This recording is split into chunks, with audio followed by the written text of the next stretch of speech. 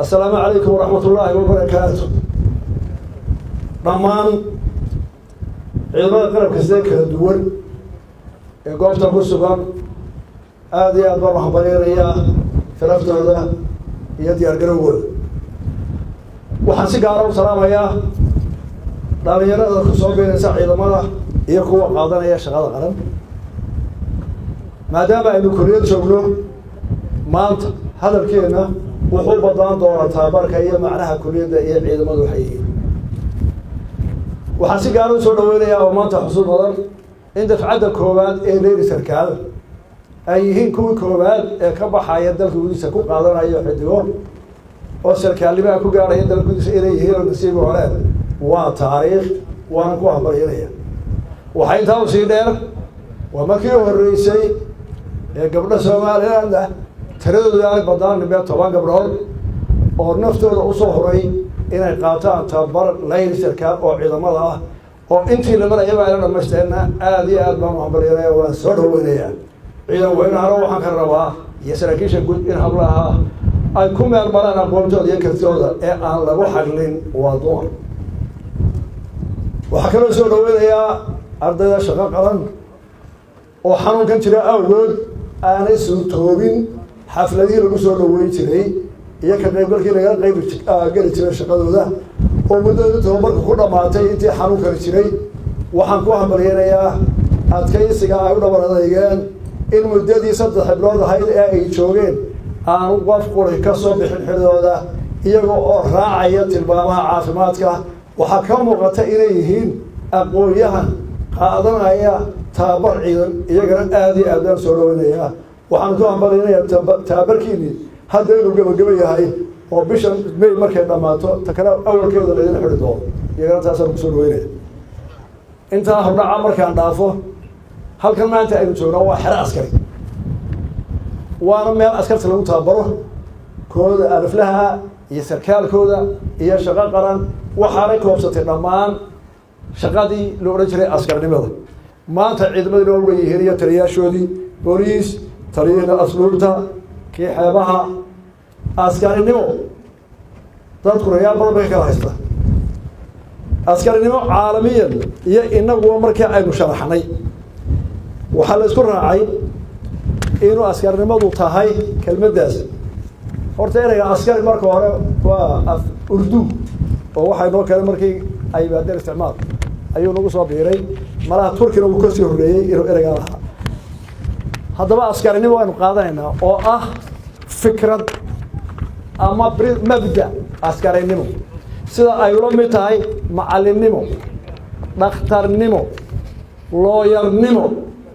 waa shaqo shaqooyinkaasi dalka waxay u qabtaan iyo ummadda shaqooyin kala gaar ah oo dhammaan ummaddu u baahan tahay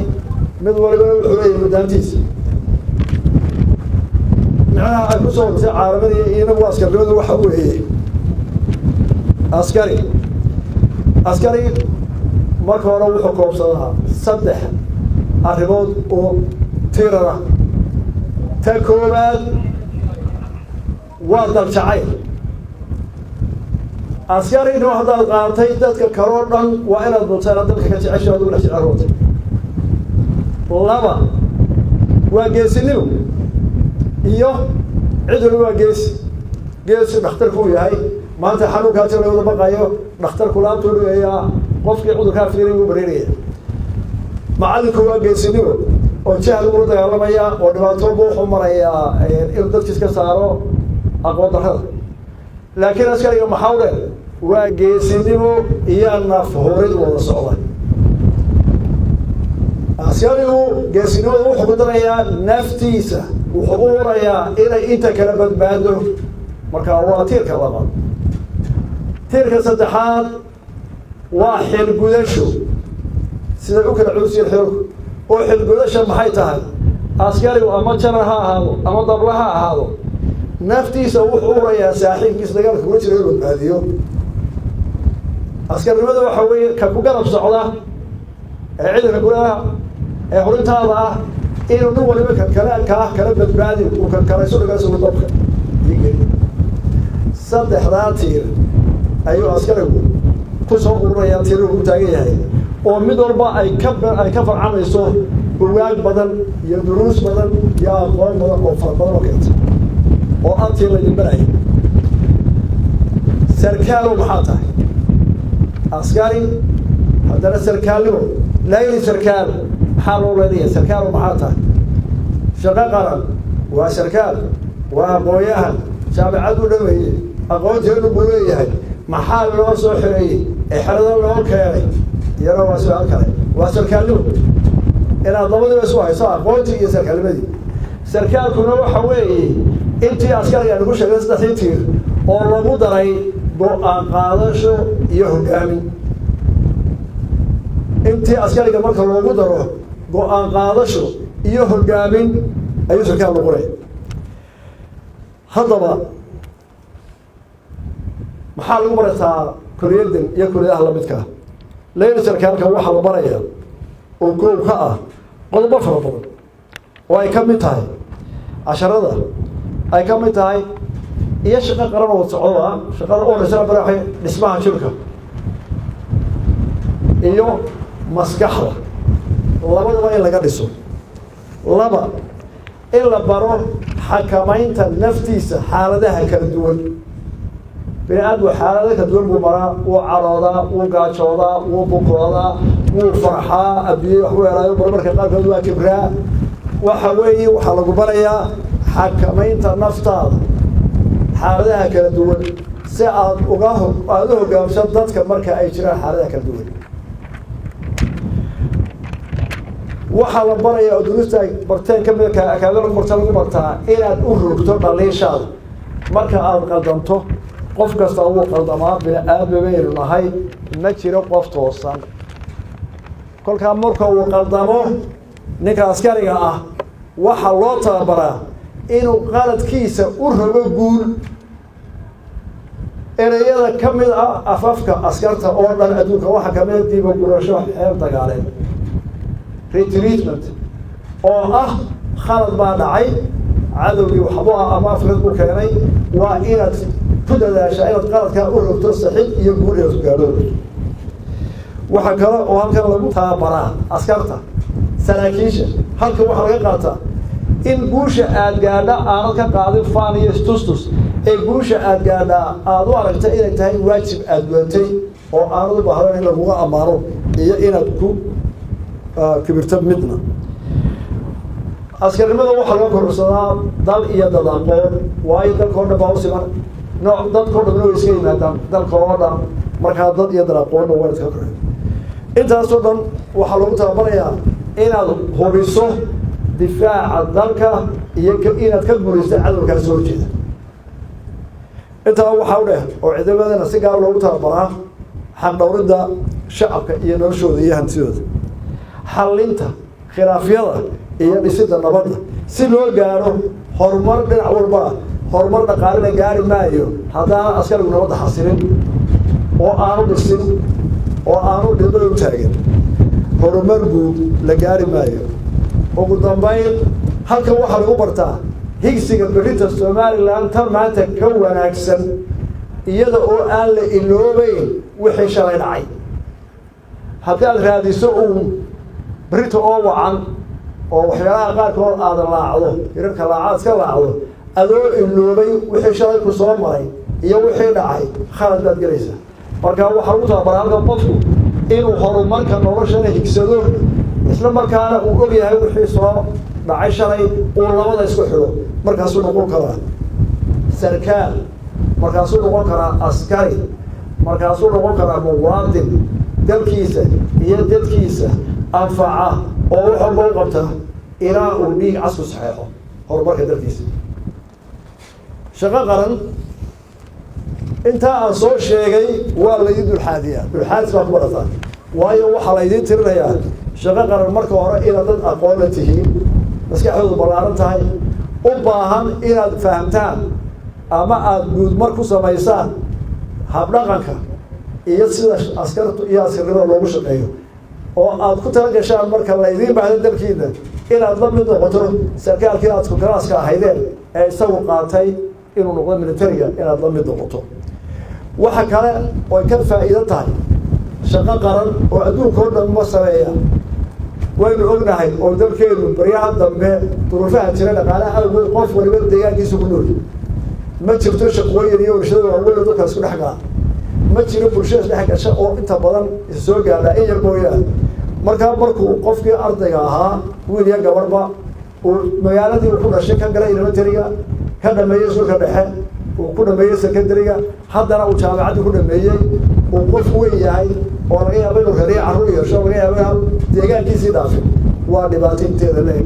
markaa shaqo qaran muddada yar la isugu keenay waxa kow ka ah inaad isdhex gashaan inaad isbarataan inaad fikirkiina iyo sidaa wax u wadi lahayd isla fahamtaan waayo maxaa la isu kiin barayaa maxaa la isu kiin darayaa haddii aan la yidhaahdo muddo dhow oo berrita ah waxaa noqonaysaan madaxdii dalkan waxaa noqonaysaan madaxweynihii iyo wasiiradii iyo dhakhaatiirtii iyo safiiradii iyo looyaradii iyo tujaartii iyo qaarkiin sanaadiri noqon laga yaaba iyo culimada waxaa noqonaysaan dadkii berrinta dalkan u talinayay markaa waxaa lagu dadaalayaa idinkoo is yaqaana oo hebel iyo hebel isu garanaya oo doodi kara oo dal hogaamin kara oo iswada yaqaana oo deegaan walba garanaya inaad berrinta noqotaan madaxdii dalka oo hubaana wixii nool inaad noqonaysaan berrinta da'yartiinani kuwa dalka hogaaminaya shalay unbay ahayd annaguba markii aynu odhan jireen madaxdii dalkan soo hogaaminaysay oo ugu dambeeyey maxamed xaajiraan xigaal oo aan garanayo dhowda lixdankiisaba prime minister uu noogu yimid iskuulka markuu noogu yimid da'yartii berrinta dalkan xukumaysiga noqonaysay dhammaantay waxaa ninkii gaaraba waxaa kamid a dhammaan madaxweyneyaasha halka soo maray shalay bay dhalinyaro wada ahaay iyo intaa garanaysaan o dhan waxaa laydinka rabaa shaqo qaran leelisarkaan da'yarta oo dhan inaad isu diyaarisaan maskaxdiina ka ballaarisaan dhalinimada iyo duruufaha gaarka imka haysta ee laga yaabo dhaqaale iyo shaqo oo dalka baad ka jirto ogahay haddana qaar ka adag baa soo maray inaad isu diyaarisaan inaad madaxdii qaranka tihiin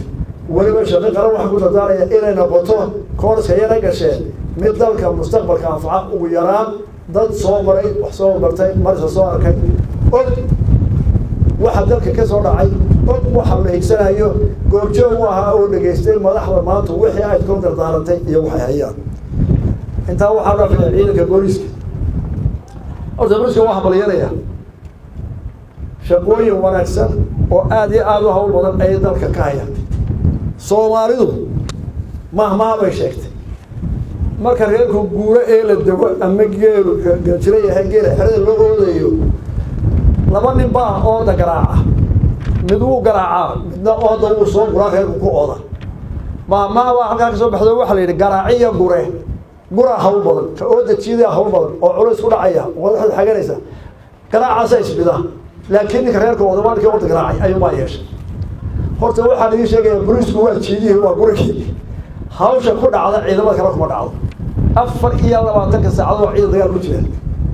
mar walba aroor galab habeen yacni hawsha waa ciidanka qura ee adoonaysa war dagaalka meel mar qura joogsanay ciidanka waxaynu ku amriyeenaa hawsha culus ee ay u hayaan dalka khaasatan magaalooyinka waaweyn gudahooda oo ay ka haystaan dhibaato badan oo ah dadka u baahan wax walba waa cidhiidhi biyaha la isku leynayaa shaqada yar baa la isku leynayaa suuqa yara kaariyoonaha la isku leynayaa carruurtiibaa aqalada ku yaryihiin oo dhalinyarada meel ay ku ciyaarto male garamadooda ka wada dhisanay dariiqii waa wadatiin iyo dhagax carruurteennii inankii yaraa meel alli iyo meel uu ku jibcsado male dabeetana ama dhagax uu tuuraya ama uu islaynayaana buriisku bay saliinaya ciidanka buriiska waxaynu ku hambalyeynaa hawsha culus ee qaranku hayeen waana la gelaynaa hawsha ah waxaanu sal doonaynaa in la helo fikrad ay ku kala nastaan buriiska iyo dadku oo dadku ciidanka buriiska uuna dariiqaas ku haysan maayaana in la ballaariyo dalka meel ay ku ciyaaraan ganacsiga meel loo ballaariyo wadooyinka dhagaxa lagu soo ururiyo dadweynuhu inay ka feejignaadaan waxyaalo badan buu dadweynuhu ka caawin karaa buriiska si loo kala nasto aad iyo aad baan wax baryeelayaa waayadan intan xanuunkan karo soo kordhay xataa jaadkii la joojiyey wacdanihii ay ka muujiyeen guusha ka sooyeen oo waa ku hambaryeelaynaa waxaan u dhaafayaa ciidanka qaranka horta dee maanta waxay nala joogeen boqorkii dagaalka ayay soo dhigeen oo maanta way salaameen taangigu waa boqorka dagaalka la yidhahda marka ciidamada laga hadlaayo markuu taangista ninku yahay cid uga ka maydhaa duuliyaha diyaaraddu ka baydha ka markabka wadaa waa ka baydha ka infantariga waa ka baydha boqorka dagaalka la baxeen waana yihiin waayo dagaalku dhan wuxuu kusoo raray cadow inaad jebiso goobta laysku haya inaad ka qabsato taangi uma qaban kara dhulka oo ciidanka infantariga la socdo infantariga la socon maayo haddaanu taangu jibaaxayn cadowga iyo caqabada u dhigay miina ha ahaato bohon ha ahaato dhisma ha ahaato isagaa u jeexa ciidanka waddada sidaa darteed waxaan ku amrayanaa maanta inaanu la kulannay qayb ka mid a boqorkii dagaalka iyo teknikadii oo socda dhammaantoodna waa amrayanaa ciidanka waxay u yihiin iyo qarankana horaa loo sheegay in ay yihiin ciidanka qaranku waxa dalka deyrka iyo mustameedka oo heer daawaraysa anagoo ku amraynaya maanta halkan waxaan u yimid maadaama xanuunkan jira corona awgee aynaan u samayn karin dowlatus ciidan oo ciidamada midowga halkiisa ku dhagaaday waxaanu ogaanay inaanu u nimaadno oonu door bidnay inay joogaan ardaydii ku habboonayd in ay matalaan ciidamada ee soo koraysay hadday yihiin laylisalkaale shaqaraba iyo guto ka mid a gutooyinka ciidanka oo qolada taangistaha iyo tiknagada ugu horeeyaan oo ahaa kugu diyaar garoobayay inay maraan sanadkan suuqyada magaalada oo aanay suurtoobeyn xanuunka awgii waxaan ku amriyayna boliisku dadaalka badan iyo tiknikada cusub ay soo kororsadeen ay usoo diyaar garoobeen nabadgelyadii xajintoodii ciidankooda quruxda badan iyagana waa ku amriyayna diyaar garooga dhammaanteen waan idin hambaryaynayaa waan idin ducaynaynaa waxay noo dardaarana dal jacayl geesinimo nafurid leh iyo xilgudasho haddii ciidamada la yahay iyo qof kastoo muwaadinaba waana mahadsantihiin wasalaamu calaykum waraxmat ullahi wabarakaatu